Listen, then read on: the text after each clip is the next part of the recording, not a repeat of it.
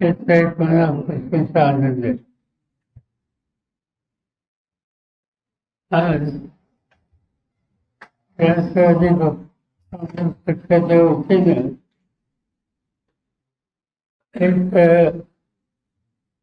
जागृती करण्याचा कार्यक्रम आसाममध्ये घेतला. आज राज्यामध्ये 50%च्या पेक्षा अधिक ओबीसींची संख्या आहे. या घटकांना विविध प्रश्नांना तोंड द्यावं लागतं. त्या प्रश्नाची सोडवणूक करण्यासाठी एक जागृती करण्याची आवश्यकता आहे आणि त्यासाठी आमच्या सरकारांच्या वतीनं हा एक मोठा कार्यक्रम सगळ्या राज्यामध्ये घेतलेला आहे. या कार्यक्रमाची सुरुवात आजच होईल. अनेक ठिकाणी ही यात्रा आहे. ज्या ठिकाणी जाईल त्या ठिकाणी जाहीर सभेचा कार्यक्रम आहे आणि ओबीसीचे प्रश्न जे आहेत त्याची मांडणी ही लोकांच्या समोर केली जाईल आणि त्याचं संघटन हे कसं मजबूत करता येईल याची काळजी ही घेतली जाईल. प्रामुख्याने नागपूरला येण्याचं निमित्त या कार्यक्रमाचा आहे. मला आनंद आहे की हा कार्यक्रम हातात घेताना विविध अशा कामाकडे औत्सुक्य दाखवतं आणि तुम्हा सगळ्यांची उपस्थिती हे स्पष्ट करतोय. तुम्हा सगळ्यांचं मी स्वागत करतो आणि मला असं वाटतं की आपल्याला विचारायचं असेल तर माईक तुमच्या हातामध्ये देतो.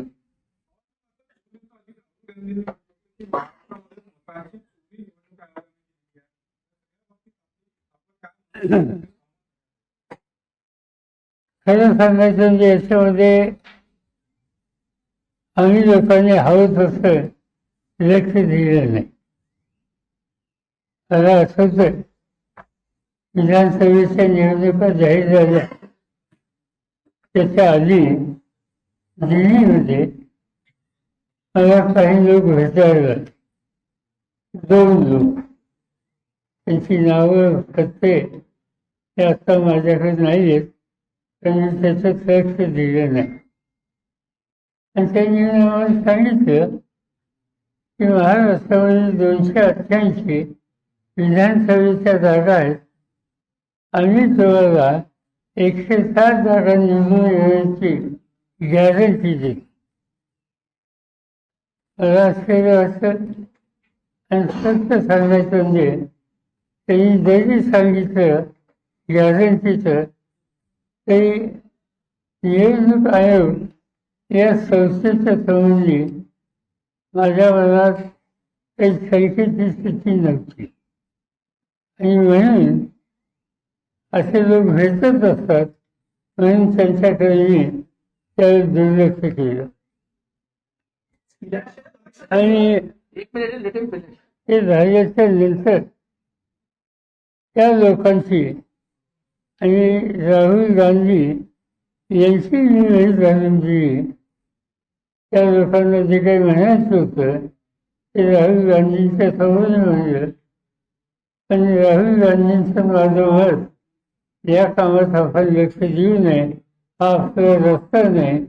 आपण लोकांच्याकडे जाऊ आणि लोकांचा पाठिंबा मिळेल कसा होईल हा निर्णय आम्ही घेतला आणि त्याकडे दुर्लक्ष. काल जी दिल्लीमध्ये राहुल गांधी यांनी प्रेस कॉन्फरन्स घेतली त्याला मी हजर होतो. पहिल्यांदा एक गोष्ट सांगायची की मी कालपासून बघतोय की उद्धव ठाकरे हे होते ते कुठे बसले होते याच्यावरच लोकांचं लक्ष जाते. आता जे प्रेझेंटेशन होतं ते पॉवर पॉईंट प्रेझेंटेशन हे होतं. आणि ज्या वेळेला प्रेझेंटेशन बघायचं म्हणल्यावर सहसा जसं आपण सिनेमा बघायला जातो, आपण पहिल्या लाईनला कधी बसत नाही, आपण पाठीमागच्या लाईनला बसतो. त्याच पद्धतीनं मी स्वतः आणि फारुख अब्दुल्ला आणि शेवटी बसतो. आमच्या घरात जवळ उद्धव ठाकरे होते, मुख्यमंत्री कर्नाटकचे होते. साधारणतः मी सांगायची आवश्यकता नाही की प्रत्यक्ष 3 बसते त्याच्या 2 बसत नाही, त्याच्या आम्ही 2 बसतो. आणि दुर्दैवानं उद्धव ठाकरे कुठे बसले हा चर्चेचा विषय कारण नसताना या ठिकाणी केला. तो भारतात सोडून द्या. पण ही जी प्रेस कॉन्फरन्स होती ही अतिशय कष्ट करून वेळ दिवसाची तयारी करून सखोल अभ्यास करून त्या ठिकाणी मांडलेली होती. त्याच्यामध्ये 3-4 गोष्टी आल्यात. एक, काही एका गावामधलं एक घर, एक व्यक्ती राहते आणि तिथे 40 लोकांनी मतदान केलेलं आहे. अशी अनेक उदाहरणं ही त्या ठिकाणी दिली. आणि ती उदाहरणं निश्चित दिली नाही, त्याला आधार हा दाखवण्यात आला. आज निवडणूक आयोगानं त्याच्यात लक्ष घालायचं ठरवलेलं दिसतंय. पण त्यांनी राहुल गांधींना निमंत्रण दिलं आणि ते निमंत्रण देत असताना त्यांनी एक ॲफिडेव्हिट द्यावं अशा प्रकारची अपेक्षा केली. निवडणूक आयोग ही स्वतंत्र संस्था आहे. जे काही राहुल गांधींनी सांगितलं की पार्लमेंटमध्ये सदस्य होताना ही शपथ घेतलेली आहे, त्याच्या वेगळी शपथ घ्यायची गरज नाही. आणि हा अर्ज इलेक्शन कमिशन करतोय ही गोष्ट योग्य नाही असं माझ्या सरकारचं मत. पण इलेक्शन हे जे काही प्रेझेंटेशन होतं त्याच्यात सखोल जाण्याची गरज आहे. कारण या संसदीय लोकशाही पद्धतीच्या संबंधी लोकांच्या मध्ये सरकार निर्माण होणं हे योग्य नाही. आणि त्यामुळे त्याची सखोल चौकशी ही झाली पाहिजे. दूध का दूध, पाणी का पाणी हे झालं पाहिजे हा आमचा आग्रह. गोड असू शकतो पण गोड असू शकतो पण गोड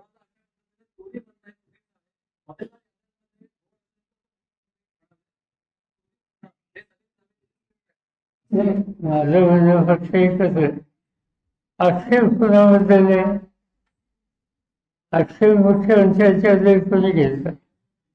आक्षेप घेतलाय तो निवडणूक आयोगाचा. निवडणूक आयोगाच्या संबंधी आक्षेप घेतल्याच्या नंतर भारतीय जनता पार्टी ते मुख्यमंत्री यांनी आपली मतं मांडायला तुझ्या याची कारण काय मला समजू शकत नाही. आम्हाला उत्तर हवंय ते निवडणूक आयोगाकडनं हवंय, दुसरं कोणाकडून नाही.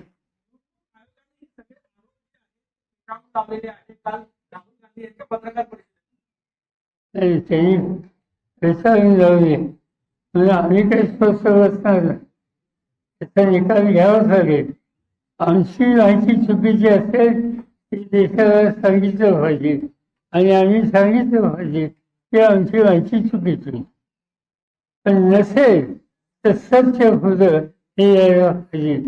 आणि म्हणून उद्याच्या सोमवारी संसदेचे जे आमच्या सगळे सहकारी आहेत, आमच्या सगळ्यांचा एक मोर्चा निवडणूक आयोगावर सोमवारी 11 वाजता आहे.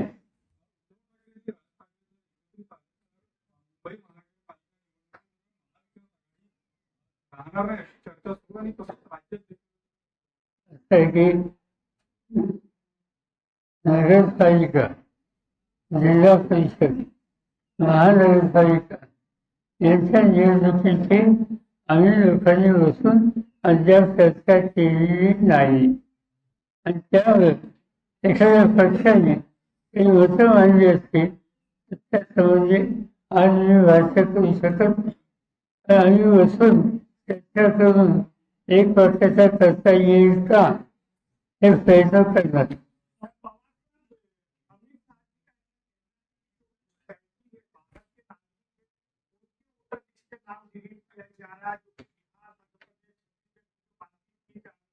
तो घुसपैठियों का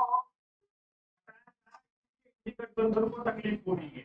बात अच्छी है कि राहुल गांधी ने जो प्रेस कॉन्फ्रेंस दी वहाँ कर्नाटक के लोग थे, यानी कर्नाटक के वोटर्स, महाराष्ट्र के वोटर्स और एक राज्य के वोटर्स। वहाँ चुनाव नहीं है, वहाँ की स्थिति के बारे में कोई समस्या किसी ने उठाई नहीं थी, मगर इसका पूरा स्टडी करके लोगों के सामने ये सब बातें रखने के बाद गृह मंत्री की जिम्मेदारी थी कि इसका जवाब देना, और उन्होंने ये इशू अन्य जगह पर डाइवर्ट करने की कोशिश की। 65 लाख के आसपास के नाम हटाए गए हैं, किसके तहत हटाए गए हैं, किसके इशारे पे हटाए गए, क्या कहना है?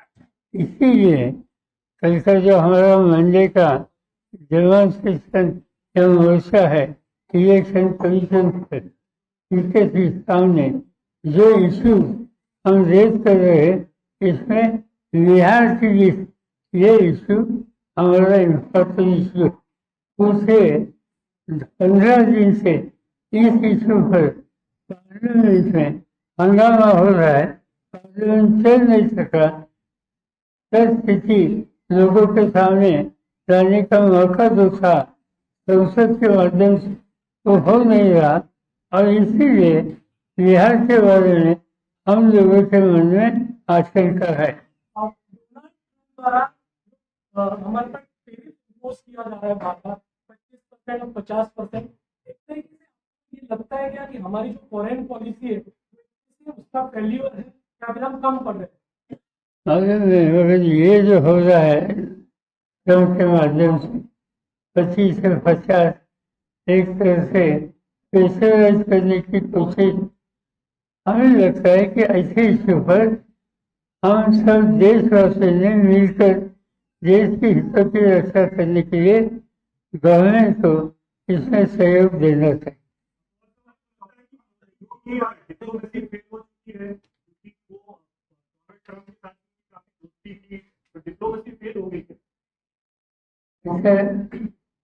इससे डिप्लोमेसी फेल हो गई, ऐसे आज मैं कहना चाहता हूँ कम सब जिनका कारोबार, जिनका अफसोस हम लोगों ने पहले 5 साल में देखा और अभी देख रहे, मुझे लगता है कि उनके ऊपर किसी का कंट्रोल नहीं। इनका जो अफसोस है तो जो उनको मन में आता है इस तरह से वो बातें करती है, और इसीलिए मुझे लगता नहीं कि उसको ज़्यादा ध्यान रखता है कि अच्छी बात है, क्योंकि विधानसभा का इलेक्शन के लिए जो इंस्ट्रूमेंट उन्होंने यूज किया था इसका असर क्या हो गया, फिर हम सब लोग वोट हुए। अभी दूसरे इंस्ट्रूमेंट यूज करके वो इलेक्शन लेना चाहते हैं, इससे बात साफ हो जाएगी कि सच्चाई क्या है। आप सहयोग की बात कर रहे हैं विदेश नीति पर, लेकिन आपके सहयोगी है राहुल गांधी डिपार्टमेंट और खासकर प्रधानमंत्री को क्रिटिसाइज करते हैं। उनका कहना है कि प्रधानमंत्री की जो डिप्लोमेसी की पॉलिसी है या विदेश नीति है वो नष्ट हो चुकी है, और सबका जो मित्र कहते थे वही मित्र आज जो है उन पर दबाव बना रहे हैं, टैरिफ ला रहे हैं। ये सिर्फ इसलिए है कि सिर्फ और सिर्फ किस तरह दबाव बनाया जाए और एक प्रेशर बिल्डिंग किया जाए। और दूसरी चीज है एक ऑपरेशन सिंदूर को लेकर भी उनका कहना है कि एक दबाव की तरफ जो है उस पर पास है, लेकिन कहीं पे ये लगता नहीं है कि जिस तरह की बातें की जा रही हैं वो अलग है, क्योंकि आप कुछ अलग कह रहे हैं और आप गठबंधन साथी कुछ अलग कह नहीं, ऐसे कोई बहुत कोई अंतर हमारे नहीं, अलग अलग बातें हम कहते नहीं। जब पहली बात मैंने की तो अमेरिकन प्रेसिडेंट के बारे में, प्रेसिडेंट का जो अप्रोच है इन बारे में हम लोगों को मिलकर इसका सामना करना पड़ेगा। इसीलिए मैंने इस सहयोग की बात की। जहाँ तक परराष्ट्र नीति है, पड़ोसी के बारे में हमारा अप्रोच है, वह अप्रोच हम नज़रअंदाज नहीं कर सकते। ज़्यादा बातचीत नहीं करेंगे मगर नज़रअंदाज नहीं कर सकते। आप देखिए कि हिंदुस्तान का नक्शा आप आपके सामने रखे, पाकिस्तान हमारे खिलाफ है, नेपाल हमसे नाराज है, बांग्लादेश हमसे नाराज है, श्रीलंका हमसे नाराज है।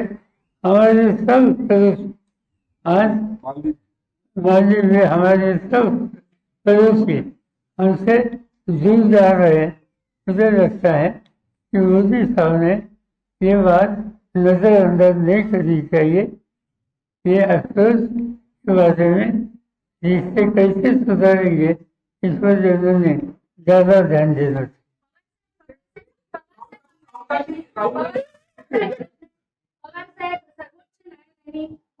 ईडीवर तात्याने ओढत म्हणाले की ईडीने गुन्हेगारीसारखं काम करू नये. 4 वर्ष तुम्ही डालून ठेवता, नंतर निर्दोष सुटतात. 5,000 केसेसमध्ये फक्त 10% दोष सिद्धी होते. तुम्ही आणि विशेष न्यायालय बनवले पाहिजे ईडीचे आणि लवकर त्यांची सुनावणी झाली पाहिजे. तुम्ही या टिप्पणीकडे सर्वोच्च न्यायालयाने सर्वोच्च न्यायालयाने किती माहिती सांगितली की एकंदर ईडीच्या केसेस किती होत्या आणि प्रत्यक्ष त्याचा जो निर्णय लागला, निर्णय बघितल्याच्या नंतर अतिशय कमी जागेवर त्या ठिकाणी कोर्टाने ईडीची भूमिका मान्य केली. याचा अर्थ स्पष्ट हा होतो की हे सरकार ईडीचा गैरवापर काही वर्गाच्या विरुद्ध जाणीवपूर्वक करतात आणि त्याबद्दलचं अतिशय स्वच्छ भाष्य हे सुप्रीम कोर्टाने हे केलं, ही गोष्ट आशादायक आहे.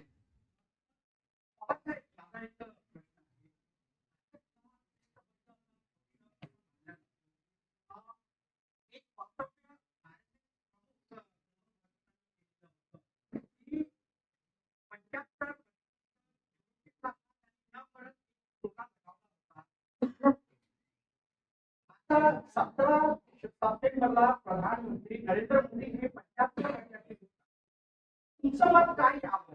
माझं मत मी काही मत देऊ शकत नाही, पण मला एक गोष्ट की RSS आणि त्यांच्या संघटनेचं एक वैशिष्ट्य आहे की ते अत्यंत शिस्तबद्ध संघटना. निर्णय एखादा झाला तर त्या निर्णयाच्या संबंधी चर्चा करायची पद्धत तिथं नसते.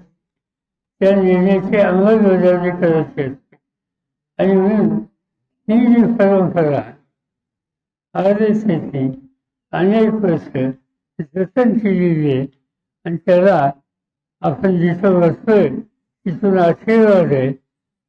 त्यामुळं शिस्तीचं पालन याच्याकडे दुर्लक्ष होईल असं वाटत नाही.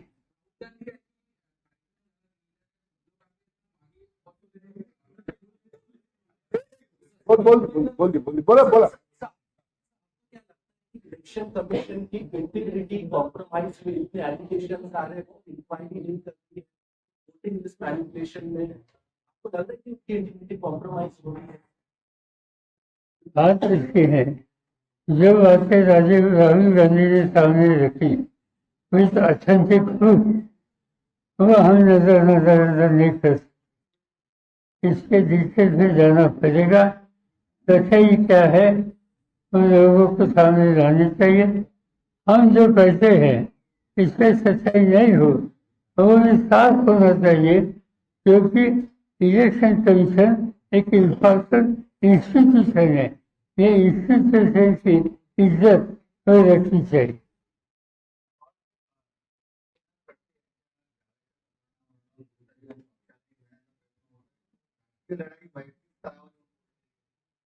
असं की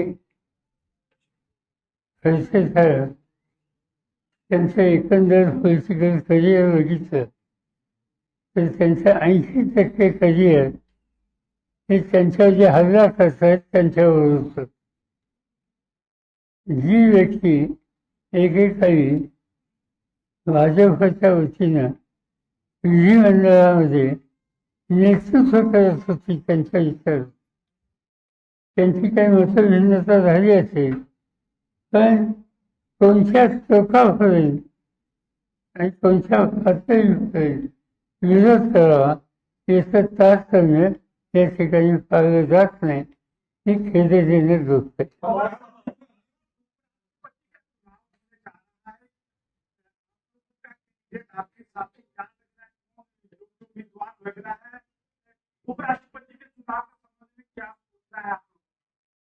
भाई हम लोग बैठने वाले हैं, शायद इस हफ्ते में या 8-10 दिनों में।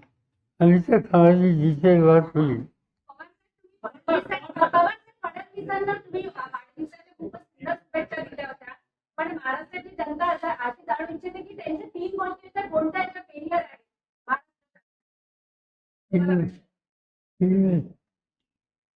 त्यांच्या भाषणात 3 गोष्टी हे जे सरकार चांगले आहे त्यामध्ये 3 गोष्टी अशा तुम्हाला कोणत्या वाटतात?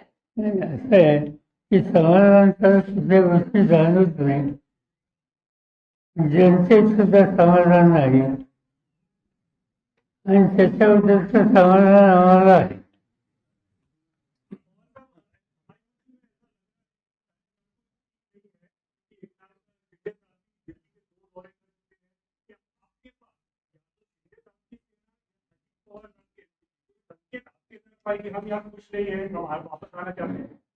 संकेत वगैरह हमारे पास नहीं, हमने बातें की नहीं, और शिंदे साहब तो कई सालों से हम जानते हैं, न बोले, इनका एक स्वभाव है हम बोलते नहीं कभी और करने में कभी पीछे थे। अब इसे आगे उनका किस तरह से रास्ता होगा इसका अंदाजा अभी जल्दी आएगा.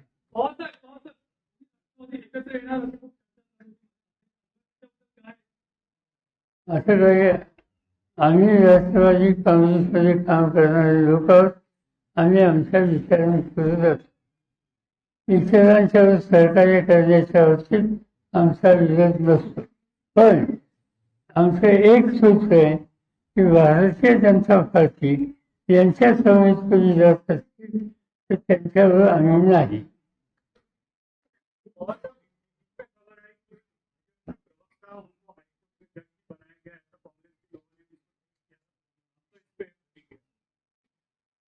एक हायकोर्टचा जज महिला प्रवक्ता होती काँग्रेस बीजेपीच्या, त्याच्याबद्दल रिएक्शन लोकांच्या आल्या, पण नियुक्ती झाली.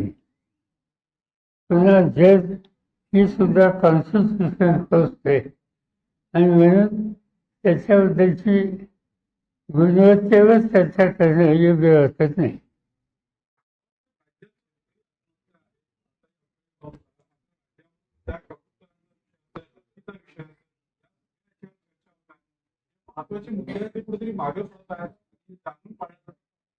आता आमची जी पदयात्रा सुरू होते त्याच्याचं महत्वाचं एक कारण आहे की आज शेतकऱ्यांची स्थिती अतिशय गंभीर आहे.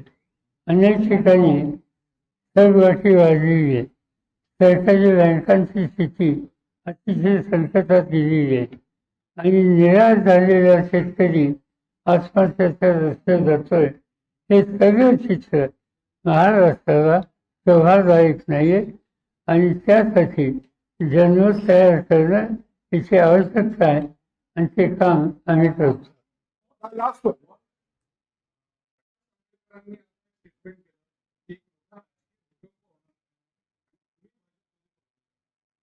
सगळे आम्ही वाद होतो कुटुंबाची.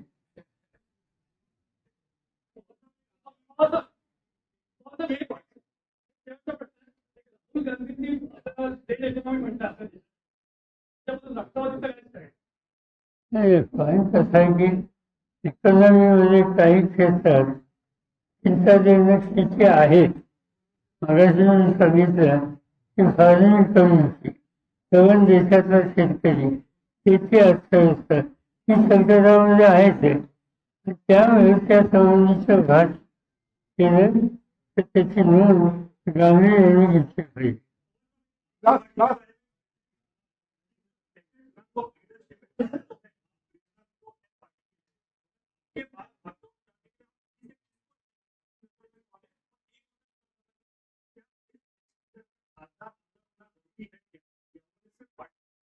नहीं बात ऐसे कि नेक्स्ट लीडर कौन होगा.